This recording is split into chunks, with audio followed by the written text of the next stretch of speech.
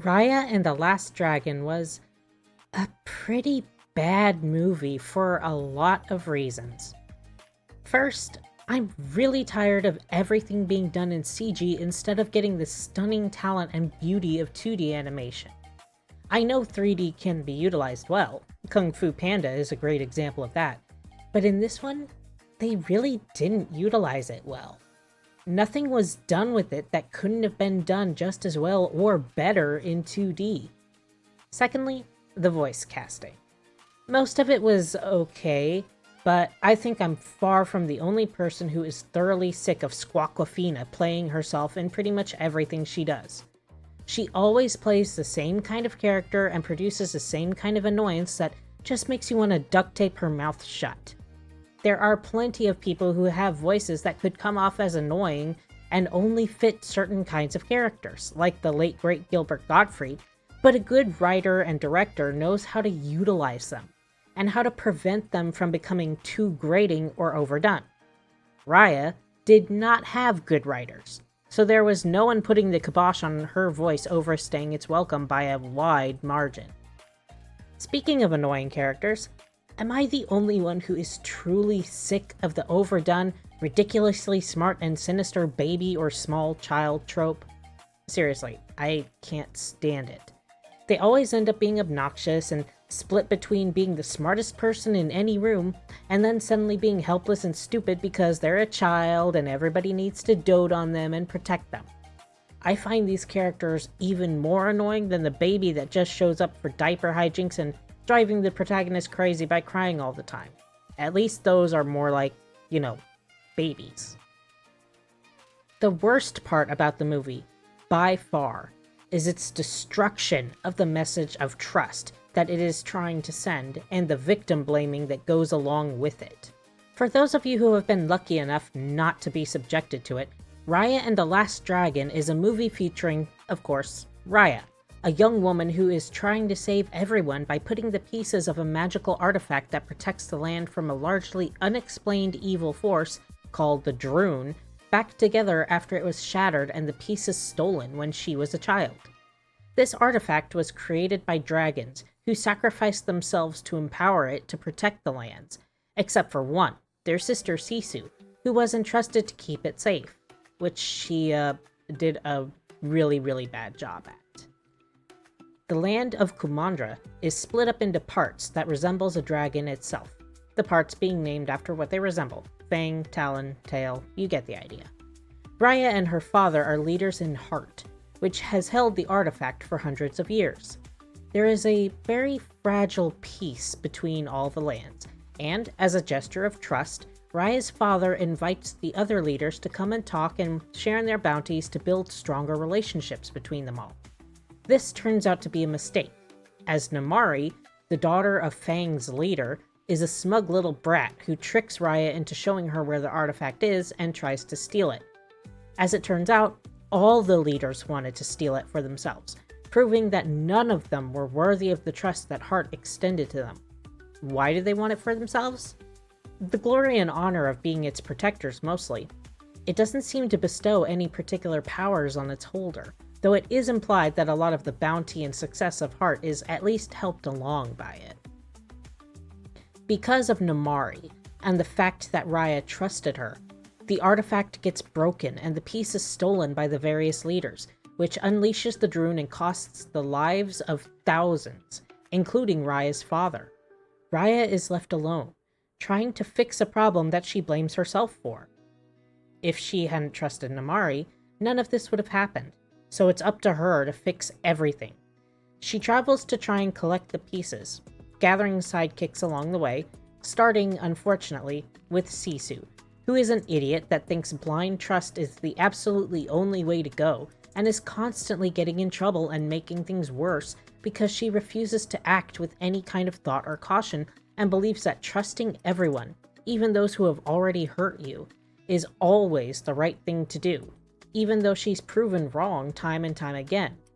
The movie acts like she's in the right for it, even when her trust in Namari, who has been hunting them all this time, gets her killed, which the movie blames Raya for. Yes, really. Namari tricks them all again, proving that they can't trust her again. When they just tried to extend the trust to her that Sisu keeps spouting off about. And she points a loaded crossbow directly at Sisu and starts pulling the trigger. Raya tries to stop her and is blamed for the crossbow, which Namari was pointing and pulling the trigger on, going off, and killing Sisu. With the death of the last dragon, the Droon are fully unleashed and start consuming everything. Raya, in one last gesture of trust, gives Namari her piece of the artifact, as do the others in her group who have the other pieces.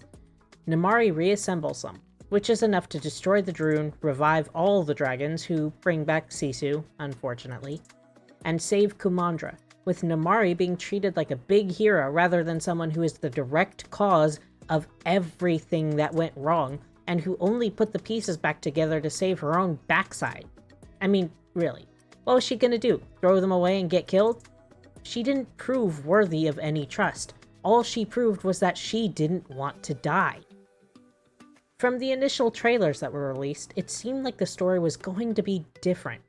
Please someone correct me if I'm wrong, but I remember the first ad I ever saw for it featured what looked like a fight in the sky between Raya, who used both the sword she has in the movie and a ribbon whip, to fight a dragon who looked so much better than the My Little Pony giant-eyed plush prototype we ended up with in the movie. I haven't been able to find pictures or anything from that trailer anywhere, but I remember it very clearly, and I remember the final shot of it was Raya holding the tip of the sword just a fraction away from the dragon's eye, where they were fighting in the sky. I don't know what the story was for that version, but I imagine it was a lot more exciting and a lot better than the extended toy advertisement we ended up with. Raya is a girl who lost her family and home in a horrific way when she was just a kid, and that happened directly because of Namari's actions.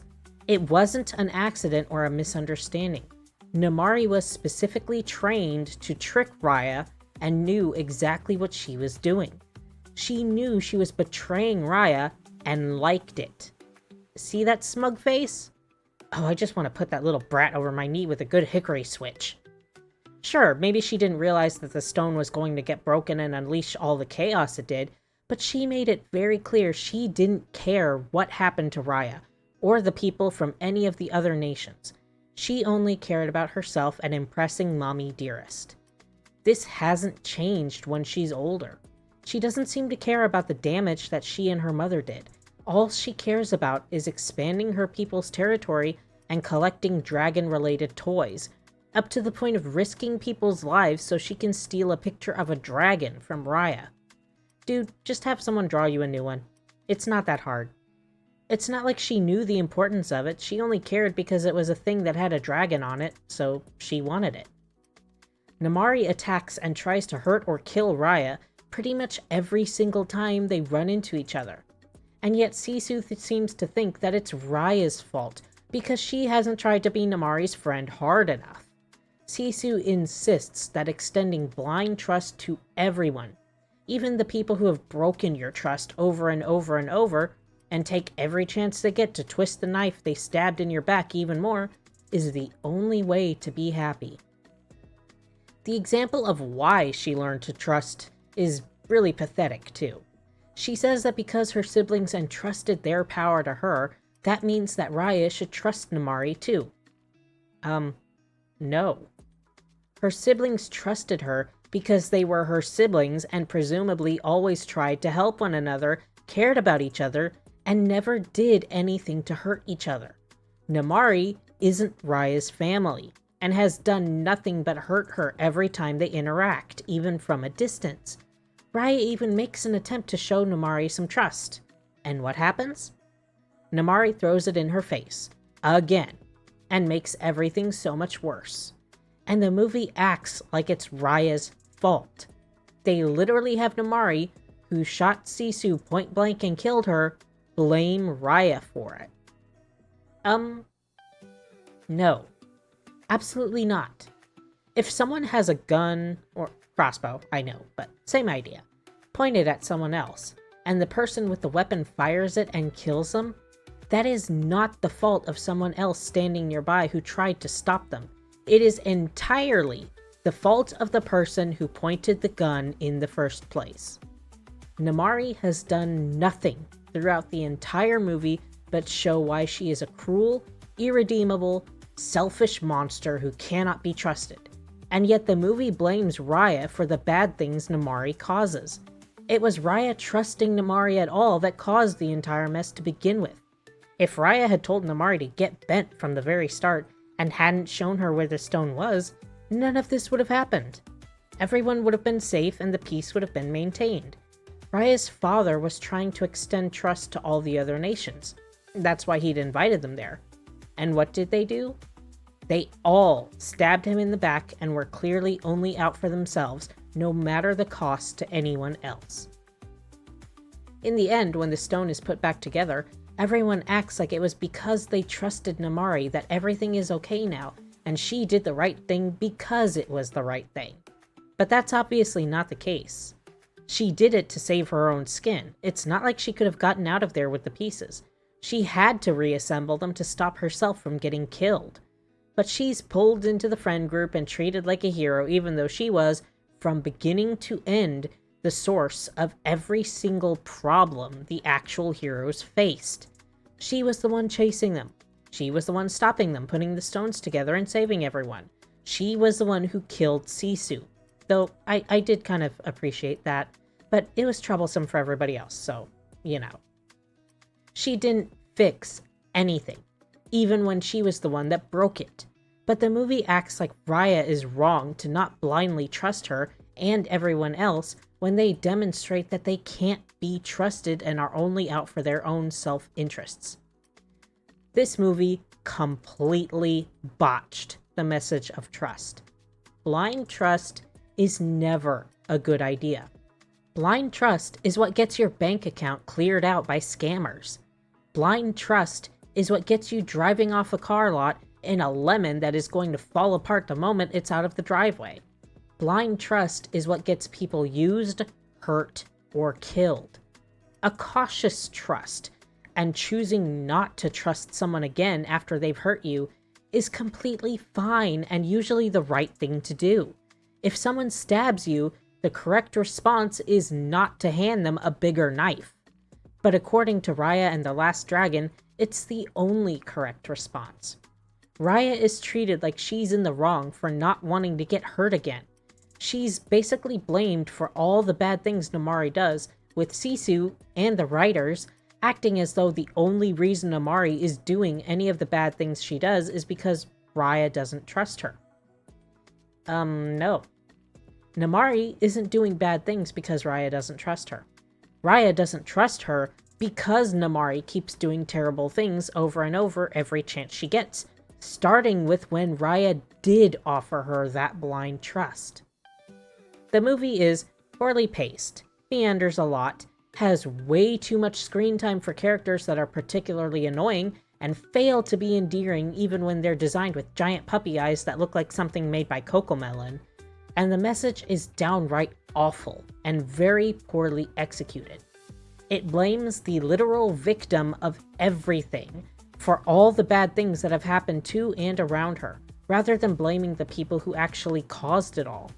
It has absolutely nothing to offer, not even a unique art style or particularly good music.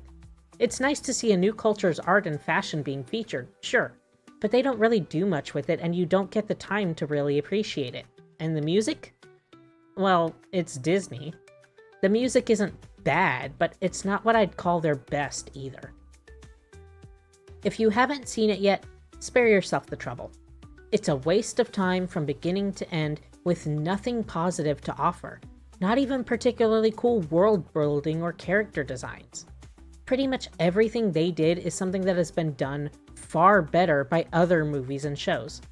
Give this one a skip and go watch a movie that's done far better, or read a book. I highly recommend anything written by Ursula Vernon, especially her Digger graphic novel, which had many of the same cultural inspirations but done far, far better. Videos may take a little longer for a while, There's been a lot going on, and right now my housing is at serious risk, and I have nowhere to go if I lose it, so I'm in kind of panic mode trying to get all of that taken care of, and haven't really had the time or energy to put into these. But I'll do my best to have something out somewhat regularly. It's really chaotic right out there right now, and I know everyone is nervous. It's important to take a moment to breathe and plan out what steps you can take in a worst case scenario. Trust me, you feel way more secure if you have a plan of action, even if you hopefully will never have to use it. Be safe out there, and I'll see you in the next one.